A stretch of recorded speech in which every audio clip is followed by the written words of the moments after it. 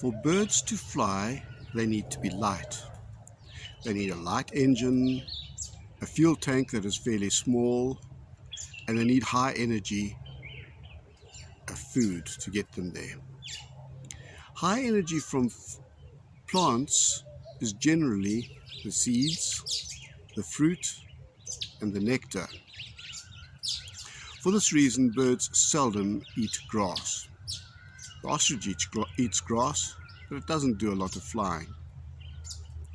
Most birds eat the seeds, or the fruit, or the nectar of the plants. This is the high energy food, and this is generally fiercely guarded by the plants. So to get at this here, the birds need to have specialized bills. This is to get that treasure. Let's look at bills that are made for this purpose. Welcome to Birding for Beginners. We're going to start with grain or seed-eating birds. The bills of the grain or seed-eating birds are conical. They are short and thick.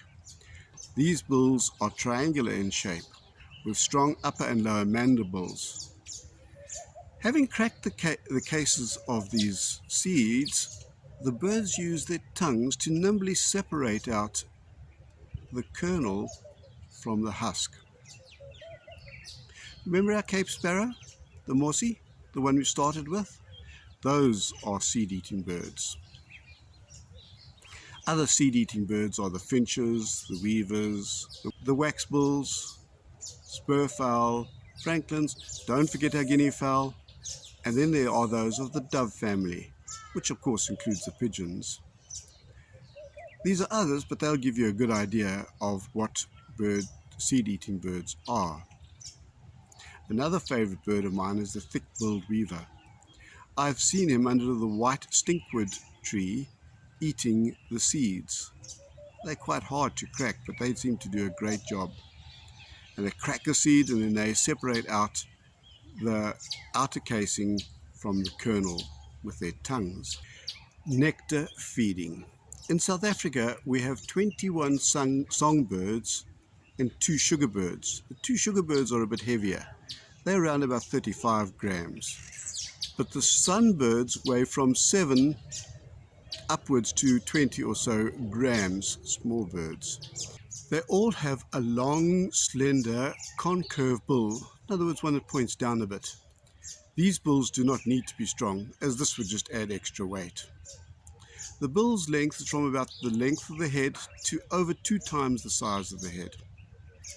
The sunbirds insert their bills into the flowers so that they can lick up the nectar. This nectar is about 20% sugar.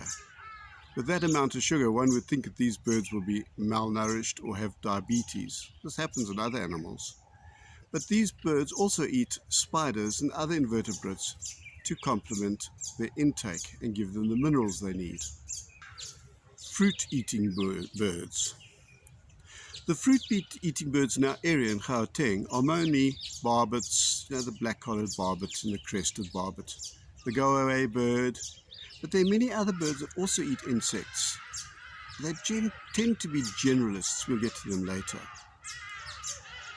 These birds have large bills relative to the size of their head. They are specialized in dealing with the fruit.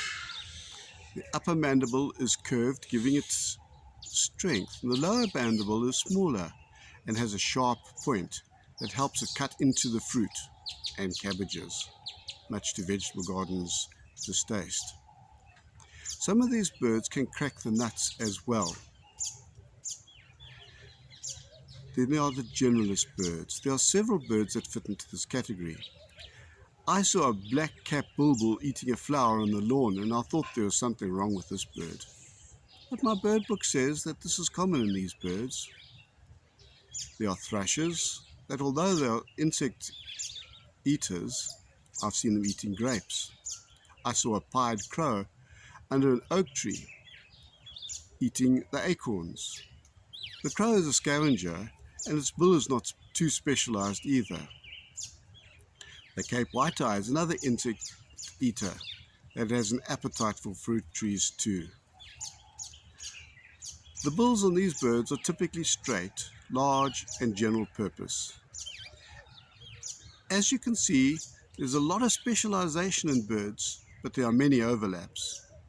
The bill also gives clues as to where you would find these birds and where we will not.